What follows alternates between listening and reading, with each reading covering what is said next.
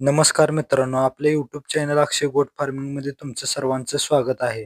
तरी तुम्ही बघत शकता, मी 2 जानेवारी 2025 रोजी जतच्या बाजाराचं व्हिडिओ शूटिंग करत आहे. तरी तुम्ही बघू शकता की मी वरनं पिकअपवरनं व्हिडिओ शूटिंग करायला, तरी व्हिडिओ शूटिंग करायला मला उशीर झाला. 9-9:30 वाजले. सकाळी बाजार मोठा भरला होता तसा.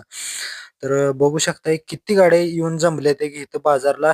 तर ह्या गाड्या तुम्हाला सांगतो, आसपासच्या जत त्या तालुक्याच्या आसपास सांगोला तालुका, मिरज, सांगली सर्व तालुक्यातील माणसं इथं बाजारात विकायला शेरडं घेऊन आले. तशीच घेण्यासाठी तुम्हाला पुढे मी ह्या व्हिडिओमध्ये घ्यायला कुठनं माणसे आज बाजारात माल घेण्यासाठी आले, तर ती पण धावणार आहे. आणि ह्या बाजारात गेल्यावर कुठल्या माल जास्त किमतीत खपतोय ती पण सांगणार आहे. तर तुम्हाला सांगतो, इथं माल न्यायला पाक आंध्रातून सकट गाड्या आलेल्या आहेत. तुम्हाला पुढे मी ह्याच व्हिडिओमध्ये मोठी लहरी सकट आलेली, त्यात किती शेरड बसणार आहेत हे धावतो. तर ह्या माणसाचा फोटो मी, कारण का त्याचा मला पोशाख आवडला त्यामुळे एक फोटो घेतला. तर ही बघू शकता शेळी तुम्ही. शेळी जवळजवळ काट्यावर घळघळीत शेळी 35 किलो भरली पाहिजे होती. 35 ते 35च्या मधली ह्या किलोच्या वजनाची शेळी होती. तर हिची मागणी ही सडी शेळी होती. ह्याची तर खटकासाठी मागणी हिची 11,000 रुपये चालू होती. तर पुढे बघू शकता की तुम्ही, ही बकरी सकडी का हो का, ही लहरीच हो का, ह्या खाली एक मजला आहे आणि वर एक मजला आहे. ह्या आंध्रातून लहरी आली, कारण की ह्या आंध्रातून लहरी आलेल्या ही चांगलीच गोष्ट आहे आपल्याकडे आंध्रातून आलेल्या, कारण की दर एवढं भारी काढते ती ना.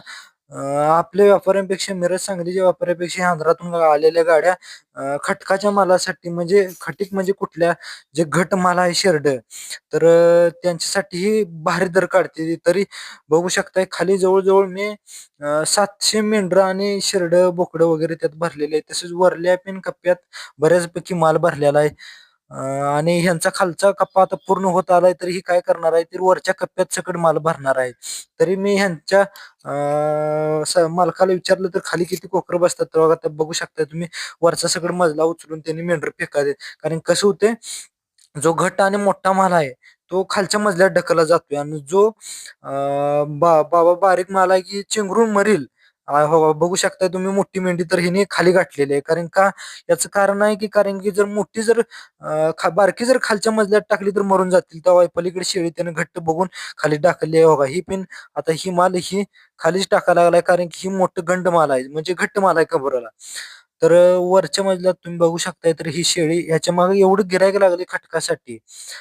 कारण की का, शेळी जरी दाताला बिताला जुळली असली तरी जतच्या बाजारात घट मालाला भरपूर दर आहे. कारण घट माल म्हणजे कुठला, तर आतली चरबी न सोडता शरीरावरली जी मांदा आहे, त्याला ह्या बाजारात भरपूर पैसे येतात, दर येतात.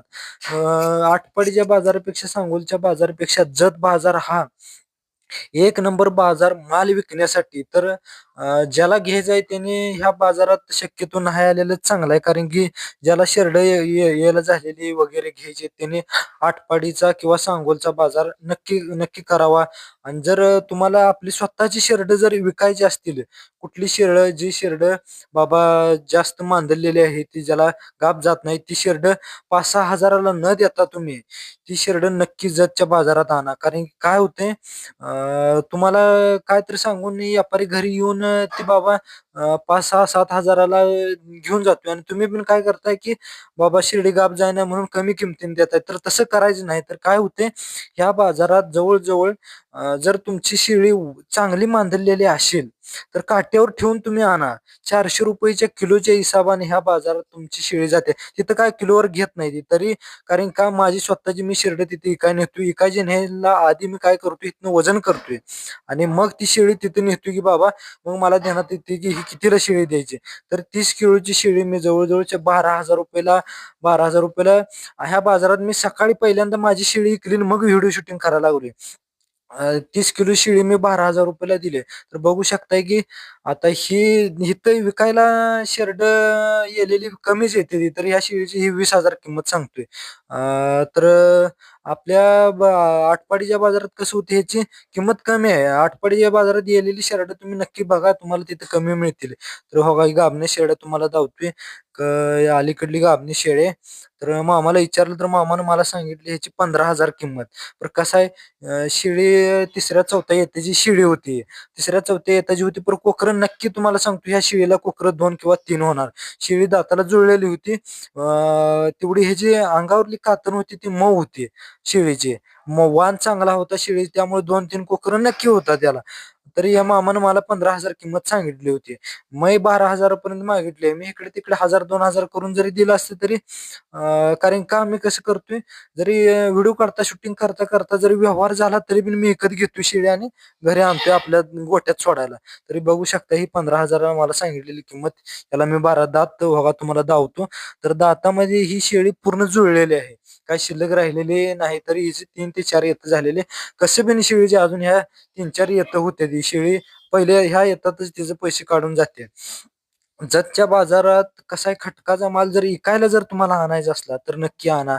आणि खटकाचा माल विकताना ध्यानात ठेवा, जर शेळी तुमची मांदलेली असेल, वडाक शिर्डी तुम्ही जतच्या बाजारात घेऊन येऊ नका. जर शेळी तुमची वर शरीरावर मांदलेली असेल तर तुम्ही नक्की शेळी घेऊन या. कारण की कसं होतंय, तुम्ही मांदलेली शेळी गाब जाणार नाही म्हणून 7-8 हजाराला 5-6 हजाराला माणसं देऊन टाकते. तर नाही, तसं नाही. बाजारात आंध्रावाली ह्या बाजारला तुम्हाला सांगतो 12-13 हजारापासून ते 20 हजारापासून 20 हजारापर्यंत सडी शेळ जाते ती. तर तुम्हाला ही शेळी आता समोर मी धावतोय. ही शेळी तुम्हाला सांगतो, महागली आता गेलेली शेळी. तर महागली गेलेली शेळी तुम्हाला सांगतो 14,000ला मागितली होती नुसती मोठ्या शिंगाची. तेव्हा ती दिसेल तुम्हाला काळ्या पांढऱ्या वाणाची. तर ही काळ्या शेळीला पाठ बोकाड खाली होतं. काळ्या शेळीची मामानं मला किंमत विचारल्यावर मामानं सांगितली 14,000 रुपयाला फायनल सुटेल म्हणून. तर 14,000 देऊन काही चालत नाही ना, कारण का बरं, शेळी जरी खटकाला काय गेली तर 30 किलो भरेल 9,000 रुपये शेळीच झालं. आणि कोकराचं 2-2 हजार झालं तरी तुम्हाला सांगतो 9-4 13-14 हजारापर्यंत शेळी परवडत होती आपल्याला ही. तर चला पुढे बघूया आपण. तसंच पुढे बघायचं हो गाई कोकरा आहे ह्याची. कोकर गाई एवढी चांगली ही नाही ती. तरी शेळी बरी म्हणायची, पण तरी पण मी शेळीचं 9,000 30 किलो शेळी भरेल 300 रुपयाच्या हिसाबाने धरली. कारण की वरलं मांद ह्या शेळीला भरपूर नाही.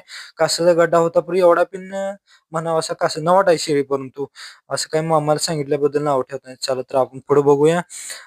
तर बघा ही शेळी गाभण्या शेळी सकट ह्या आटपाडी या बाजारात येते त्या. पर माझ्या निदर्शनात ह्या बाजारात असं आलं की ह्या बाजारात तुम्हाला खटकाचा माल जास्त प्रमाणात विकायला येतोय आणि घ्यायला पण त्याच प्रमाणात येतात.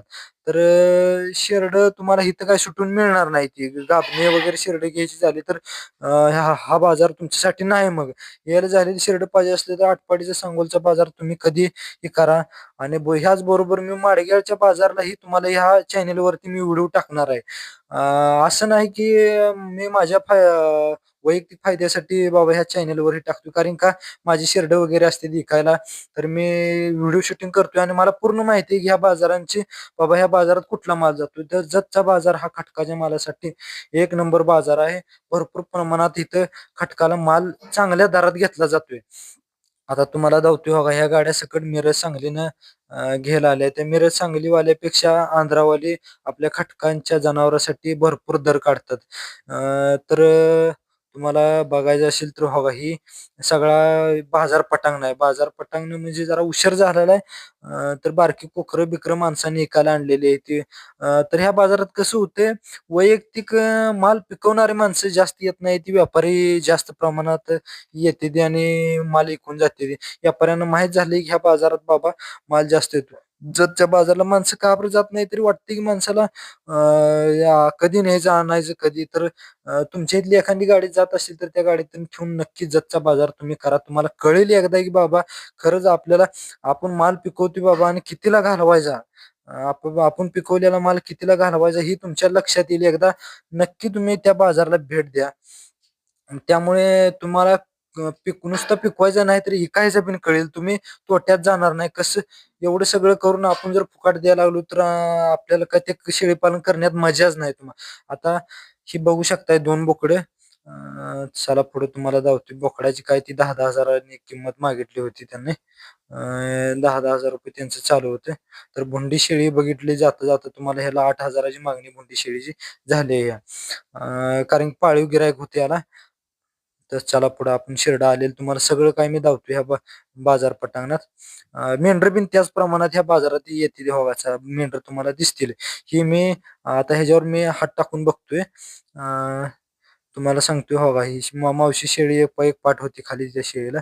तर मावशी त्या पाटीची शेळीची किंमत 7,000 रुपये सांगत होती.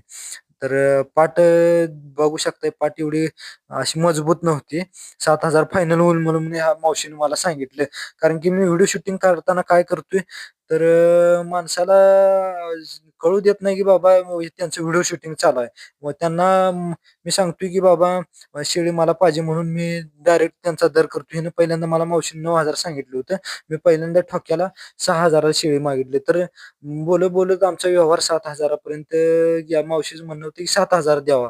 तर कसं होतंय, मला काही शेळी घ्यायची नव्हती, फक्त दर करायचा होता. तर ही शेळी मी दुसऱ्याला घेऊन दिली आहे 7,000 रुपयाला. बघा, कारण की मी व्हिडिओ बंद झाल्यावर 7,000 रुपयाला दुसऱ्याला मामाला ही शेळी घेऊन दिली. तर चला पुढे आपण तसंच बघूया. ही मेंढर बघा तुम्ही. तर मेंढी बघू शकताय. कसं होतंय, माणसं ती एकदम आणतात आणि बारीक मोठी व्यापारी काय करते, ती एकदम माल घेऊन येते ती बारीक मोठं करून विकते. ती बारीक मोठं करून विकल्यामुळे काय फायदा आहे तुम्हाला सांगतो.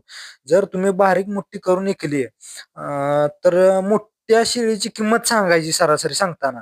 मोठ्या शेळीची किंमत सांगायची म्हणजे किंवा मोठ्या मेंढराची किंवा कुठल्याही मालाची, तुमच्या मोठ्या मालाची किंमत सांगायची आणि बारकी सरासरी जर त्यातल्या मोठ्या शेळीची कमी करून सरासरी लॉट मध्ये देऊन टाकायची. यामुळे तुमचं असं होतं की एकदम माल विकला जातो आणि त्याचे पैसे एकदम हातात येतात आणि चांगल्या प्रमाणात दर येतोय. तर काय करायचंय, तीन जरी घट्ट कमरेची शेरड गाठली तर दोन त्यामध्ये समजा ते 12-12, 13-13 हजार रुपयाची, 13,000च्या सरासरी तुम्ही 2-3 शेरड गाठले ते त्यात तरी तुमची जी बारकी 8,000ला जातील अशी शेरड घालायची. आणि देताना कसं द्यायचंय, 11,500-12,000 रुपयाच्या हिसाबात द्यायचंय. म्हणजे खालची दोन शेरडात तुम्हाला जे कमी पैसे येणार होते ते जास्त पैसे निघून येतील, असं सरासरी लावून द्या. म्हणजे तुम्ही नफ्यात राहाल. नुसतं शेळी पालन करून काही सगळं फायदा नाही. आपल्याला एकाची पण टेक्निक पाहिजे. जर एकाही टेक्निक असेल तर तुम्ही शेळी पालनात नक्की सक्सेस होत चाला. कारण का, मी स्वतः काय करतोय, माझा माल स्वतः मी पिकवतोय, बाजार पण स्वतःच करतोय.